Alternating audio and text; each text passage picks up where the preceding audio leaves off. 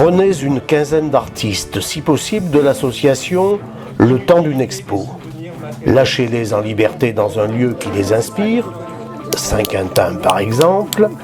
Il n'est pas nécessaire d'agiter et ils s'en chargeront eux-mêmes. À partir de là, tout peut se produire. Pour Saint-Quentin. Donc c'est la 5e édition du Temps d'une Expo. Et on a choisi ce lieu parce qu'il est emblématique et qu'il nous plaît énormément.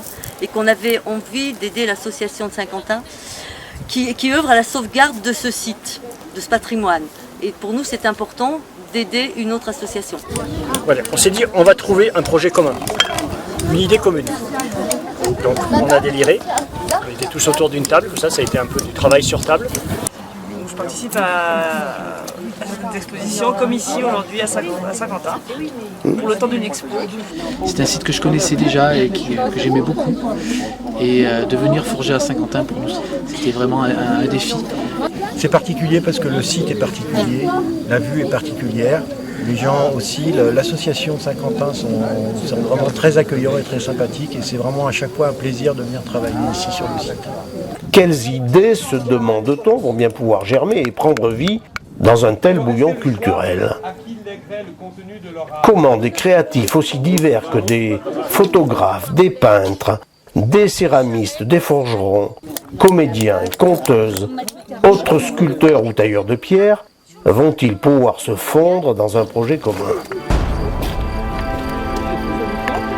Mon mari est forgeron, donc nous travaillons les deux matières, nous assemblons les deux matières, la terre et le fer. Donc, Mon épouse s'est mise à la poterie et ensemble nous réalisons des pièces, des sculptures. dans l'idée que Saint-Quentin à un moment donné était sous les eaux et que la mer s'est retirée la mer a laissé donc des épaves de bateaux. Et le projet qui a fédéré tout le monde, c'était se dire à Saint-Quentin, il y a eu la mer. Il y a combien de temps, on ne sait pas. C'était une époque justement où il prenait le temps de ne pas compter les années, donc c'était longtemps. Il a dit, c'est mon père, le roi de la mer, qui nous envoie tous ces cadeaux. Et je ne vous ai pas dit, mais il était transformé en beau jeune homme. Alors elle a compris que maintenant, il pouvait s'épouser, le fils de la mer, la fille de la terre. On a fait une malle au trésor avec des pierres qui ont été polies, du marbre, des pierres locales aussi. Donc là j'ai fait un phare avec des photos pour vraiment des yeux pour qu'on voie qu'à Saint-Quentin il y a quand même une magnifique vue. Elle n'avait jamais vu la mer, l'océan. Elle n'avait jamais vu la petite tortue. Alors elle s'est approchée. Donc on a imaginé que la mer s'était retirée et que la mer était là. Donc c'est pour ça qu'il y a un ponton ici et que l'on pouvait aller en bateau à Polignac. Expression de tous qui se répondent et s'unissent dans ce lieu qui a à nouveau vibré et vécu de belles rencontres humaines, ça marche. Le souffle de la création a envahi les lieux.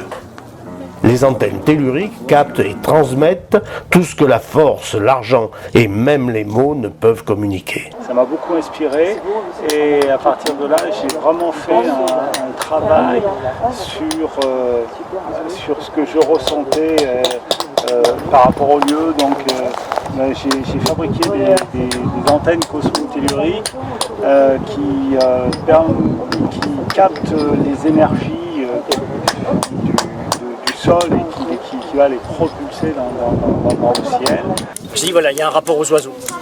Donc j'ai sculpté entre autres des oiseaux qui sont exposés. Et le bâton qu'il y a derrière, c'est ce que j'appelais un bâton d'incantation. C'était le roi de Saint-Quentin à l'époque.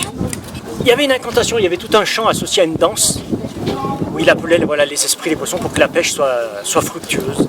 On a imaginé qu'il y avait un filet avant que l'eau reparte.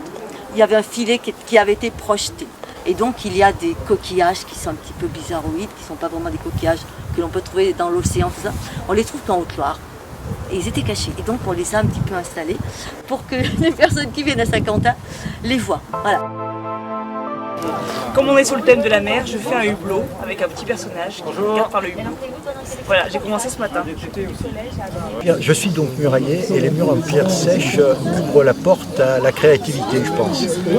C'est-à-dire que chaque murailler peut faire un mur complètement différent. Et un jour j'ai regardé cette enclume, j'ai toujours été très bricoleur, j'ai regardé cette enclume et j'ai pris un marteau, j'ai allumé la forge, je l'ai branché et j'ai essayé. Et à partir de ce jour-là, j'ai jamais pu lâcher la forge. Et donc voilà, donc j'ai créé avec mon mari en terre et en fer des méduses. Parce que pour moi la mer c'est aussi voilà, la méduse. Moi je suis originaire d'un petit village dans les Pyrénées-Orientales au bord de la mer.